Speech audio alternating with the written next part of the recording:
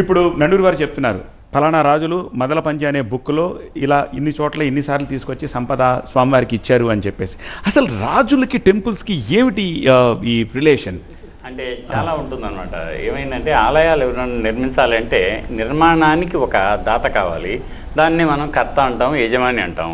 అది ఒక ప్రామాణికమైనటువంటి ఒక వ్యక్తి కావచ్చు, లేక సంస్థ కావచ్చు, లేక ప్రభువు కావచ్చు, ప్రభువు భార్య కావచ్చు, ఉన్నతోద్యోగి కూడా కావచ్చు. మనం ఈ ఆలయ నిర్మాణ క్రమంలో చూస్తే రాజరాజ చోళుడే స్వయంగా ఆలయాన్ని నిర్మించాడు. ఆయన కొడుకు గంగైకొండ చోళపురాన్ని నిర్మించాడు. మనం ఇవన్నీ చూస్తున్న విషయాలే. అయితే ఇక్కడికి వచ్చేసిన తర్వాత మనం ఇప్పుడు అనుకుంటున్నట్టు ఈ మదల పంచి, అదే రకంగా కోణార్క దేవాలయ నిర్మాణాన్ని నిర్మించినటువంటి 3వ నరసింహదేవుడు ఆయన ఏం చేశాడు, ఆలయ నిర్మాణంలో మొట్టమొదటి శిల్పుల సెలక్షన్, సైట్ సెలక్షన్ నుంచి శిల్పుల సెలక్షన్ ఎక్కడ తేవాలి, ఏ రోజు ఎంత రాయించింది, ఏ రోజు ఎంత కూలి ఇచ్చాం, వైద్యులు ఎవరు వచ్చారు, వాళ్ళకి ఏమిటి, వచ్చిన ఆదాయం ఏమిటి, దేన్ని ఎక్కడ పెడతాం, ఖర్చు ఏమిటి అనేది చిట్ట, దానికి బయచెకడా అంటారు. First of it's kind in entire history of Indian temple construction we have got that beautiful book అనమాట. దాని పేరేమిటి, బయచెకడా. దాంట్లో ఇవన్నీ డీటెయిల్స్ ఉంటాయి. దాన్ని మనకి రహస్యం అనేది ఈ రోజుల్లో అనకూడదు, మనం బయట పెట్టాలి కదా. దానికోసం ఏం చేశారు, ఎలిస్ బోనర్, సదాశివరథ్ శర్మ అనే వాళ్ళు అద్భుతమైన new light and sun temple Konark అనే అద్భుతమైన బుక్ తెచ్చారు. అవి చూస్తే ఆశ్చర్యం వేస్తుంది, శిల్పులు పోషించిన పాత్ర.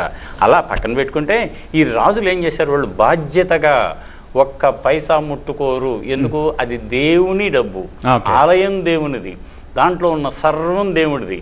తాను కూడా ఆ దేవుని ఆజ్ఞ ప్రకారమే ఈ అధికారం నాకు దక్కింది అని వాళ్ళు ఏం చేస్తారంటే స్వామివారికే ప్రధానంగా ఇంపార్టెన్స్ ఇస్తూ ఉంటారు.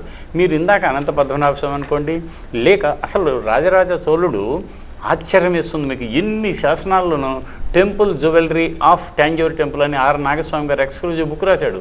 ప్రతి శాసనాన్ని విశ్లేషించి ఎక్కడ దాకా ఎందుకు, కృష్ణదేవరాయలు 7 సార్లు శ్రీవారిని వెంకటేశ్వర స్వామిని దర్శించినప్పుడు 6 సార్లు నిధి నిక్షేపాలను ఆయన బహూకరించాడు. దాని మీద కూడా ఇన్వెంటరీ శాసనాల్లో ఉంది. కానీ ఇక ఇప్పటి వరకు దొరికేది అది వేరే విషయం అనుకోండి. ఇలా నేను చెప్పేది ఏమిటంటే రాజులు వాళ్లే శంకుస్థాపన చేస్తారు, వాళ్లే నిర్మిస్తారు. ఆ నిర్మించింది ఏంటంటే ఈ రాజవంశ పురోగతికి ఆ దేవుని ఆశీర్వచనమే ముఖ్యం అన్న ఉద్దేశంతో వీళ్ళు దానికి అంకిత భావంగా ఉంటారు. ఇప్పుడు మనం చెప్పినటువంటి ఈ టెంపుల్ పూరి జగన్నాథ స్వామి లేక పురుషోత్తమ దేవాలయం 1135 అంటే ఇప్పటికీ దాదాపుగా 885 ఏళ్ళు అయింది కట్టి. ఇప్పటికి 880 ఏళ్ళు. అప్పటి నుంచి ఆ మొట్టమొదటి లెక్క రాసినటువంటి ఆ గణితం అలాగే ఉంది.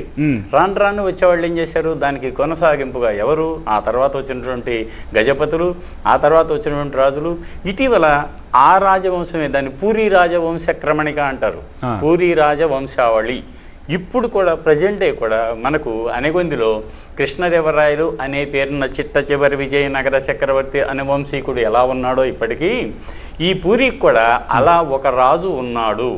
ఆయన బంగారు చీపురుతో, ఇందాక మీరు గుండీచా టెంపుల్ అన్నారే, స్వామివారి రథయాత్ర ప్రారంభానికి దాన్ని అలంకరించేప్పుడు ఆ రాజప్రతినిధి బంగారు చీపురుతో రథం యొక్క నేల భాగాన్ని తుడిచిన తరువాత అలంకరించి స్వామివారిని దాని మీద నిక్షిప్తం చేసి ఊరేగింపుగా తీసుకెళ్తారు. అదిగో అది బంధం.